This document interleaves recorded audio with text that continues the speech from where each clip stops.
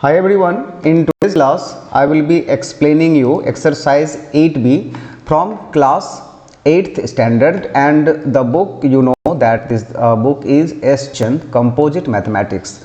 तो बच्चों ये जो फर्स्ट क्वेश्चन है सबसे पहले मैं बता दूं कि this is the percentage chapter and exercise 8a जो है वो ऑलरेडी प्रीवियस क्लासेस में हमने कर लिया हुआ है।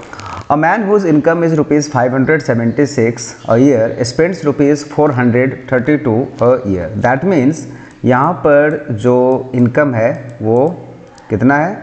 Income of a man is rupees 576 और जो एक्सपेंडिचर है वो कितना है? तो expenditure is rupees 432।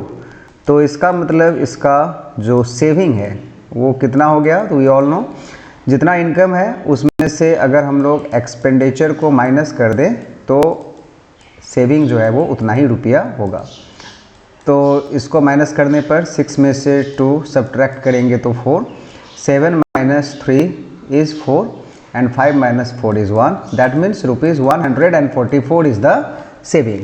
Next, what percentage of his income does he save? So therefore percentage of saving what it will be? तो saving कितना हुआ है? 144 और जो इनकम था वो कितना था? 576 और इसको मल्टीप्लाई कर देना है 100% से, राइट? तो अभी अगर हम लोग इसको रिड्यूस करेंगे तो 144 को 4 टाइम्स अगर मल्टीप्लाई करेंगे तो विल गेट 576 और इसको अगर रिड्यूस करेंगे तो 25 टाइम्स में। तो इस तरह से बच्चों इसका आंसर कितना हो जाएगा? 25% हो जाएगा। तो I hope that this answer is clear. Now we will do question number 2। Question number 2 is if 70% of the students in a school are boys and the number of girls is 554, find the number of boys in the school. So in this question the number of students is not given, so let it be x. So let the number of students be x, right? Students be x. अब इसमें एक चीज़ समझने वाली बात है बच्चों कि अगर परसेंटेज ऑफ बॉयज़ कितना है उस स्कूल में 70% है, राइट? तो वी ऑल नो कि टोटल जो परसेंट होता है वो 100% ही होता है। तो 100% में से अगर हम लोग परसेंटेज ऑफ गर्ल्स को माइनस कर दें तो ये क्या होगा? 100 minus 70 that means it will be 30%। Okay, that means 30% girls उस स्कूल में है। अभी यहाँ पर नंबर ऑफ गर्ल्स जो क्वेश्चन में दिया है वो कितना दिया हुआ है? 554 दिया हुआ है। सो अकॉर्डिंग टू क्वेश्चन यहाँ पर हम लोग क्या लिख सकते हैं?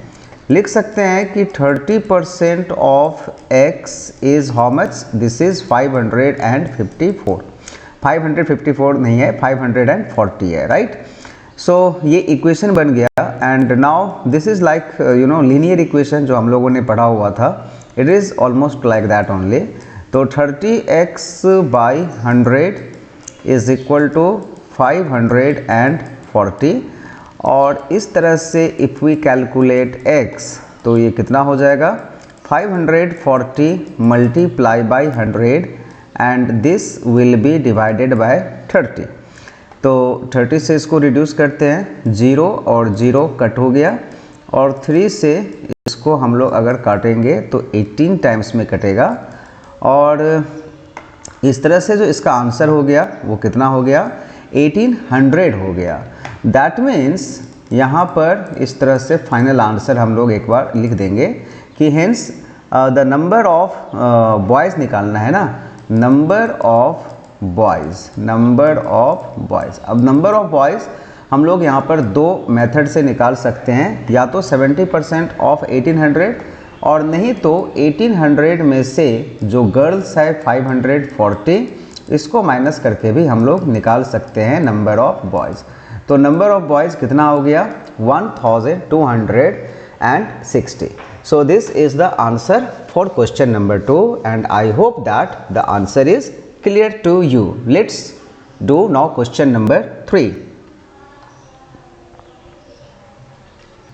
Question number 3 says that an alloy consists 13 parts of copper to 7 parts of zinc and 5 parts of nickel।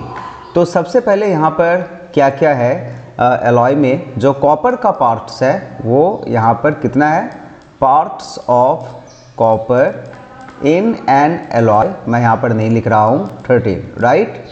Then parts of zinc, zinc कितना है, zinc is 7 and the parts of nickel, nickel का parts कितना है उस alloy में, so this is 5, right. तो total number of parts कितना हो गया, the total number of parts is 25. If you add all 13, 7 and 5 you will get 25. What is the percentage composition of the alloy? That means we need to find the percentage of each component in that alloy like this. Percentage of copper कितना हो जाएगा, percentage of copper, तो copper का parts is 13, total parts is 25 and this multiply by 100. If you reduce the number 25 से ये 4 बार में कटेगा and 13 4 जा कितना होता है 52 होता है, तो this will be 52%.